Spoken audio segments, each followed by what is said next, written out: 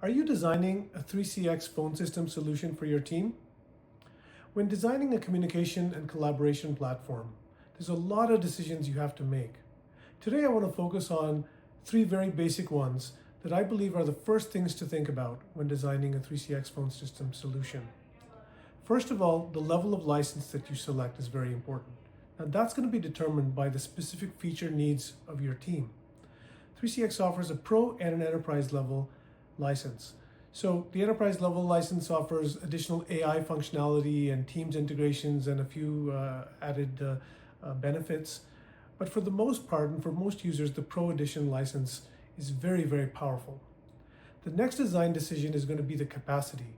When you buy a 3CX phone system, you do get pretty much everything as part of that license. So you're paying one annual fee and there's no nickel and diming and feature-based licensing or user or extension-based licensing.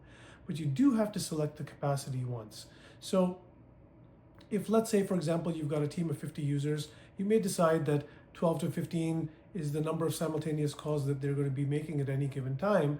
So I would definitely pick a license level that's a little bit more than that. So 16 or 24 simultaneous calls for your 3CX license selection most likely is the way to go, as a starting point at least.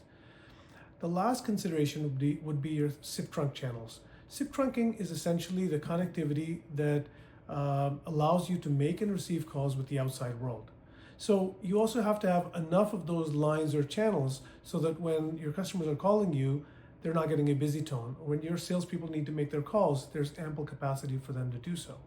So when selecting the number of SIP trunk channels, you always need to make sure that it's less than the overall system capacity. So example that I gave you before, 50 user extensions, if you were to pick, let's say, a 24 simultaneous call 3CX license, you probably would go with maybe 15 SIP trunk channels. Now that's just a rule of thumb, a benchmark to go by. Every business is not the same, so depending on the nature of your business, whether you've got certain teams that are high volume users or low volume users, that is going to affect the type of sharing that's going to go on and the amount of call volumes that you can expect.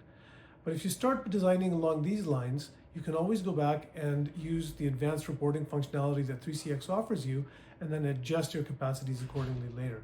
It's very easy to scale up or scale down with 3CX, and in terms of functionality and productivity gains that you're going to get from it, as you start to deploy, you're going to be able to adjust accordingly.